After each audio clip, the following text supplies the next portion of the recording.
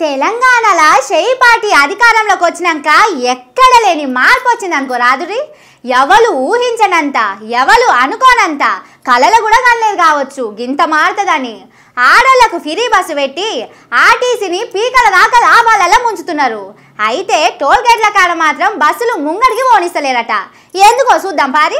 మహాలక్ష్మి పథకం అని అమ్మలక్కలకు free bus పెట్టి లేనిపోని పంచాయతీ పెట్టిందని జనాలందరూ తిట్టుకుంటున్నారు కదా షేయి పార్టీ సర్కారును. అయితే ఇప్పుడు ఏకంగా ఆర్టీసీ కొల్లు చేసేటోళ్ళు సుతం తిట్టుకుంటున్నారట.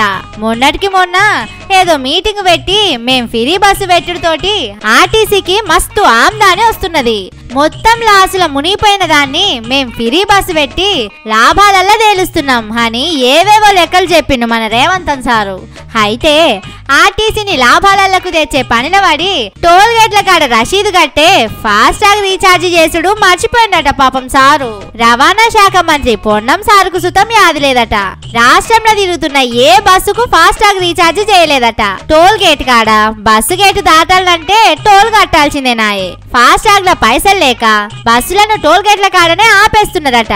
ఆలంపూర్ పుల్లూరు టోల్ గేట్ కాడ గద్వాల డిపో బస్సులని ఆపేసిరట. పట్నం నుంచి గద్వాల దిక్కు, కర్నూలు నుంచి పట్నం దిక్కు వచ్చే బస్సులన్నీ ఆగిపోయి ట్రాఫిక్ జామ్ అయింది. 15-20 బస్సులు రోడ్డు మీద టోల్ గేట్ కాడ అడ్డంగా ఆగిపోవడంతోటి మస్తు ట్రాఫిక్ నిలిచిపోయింది.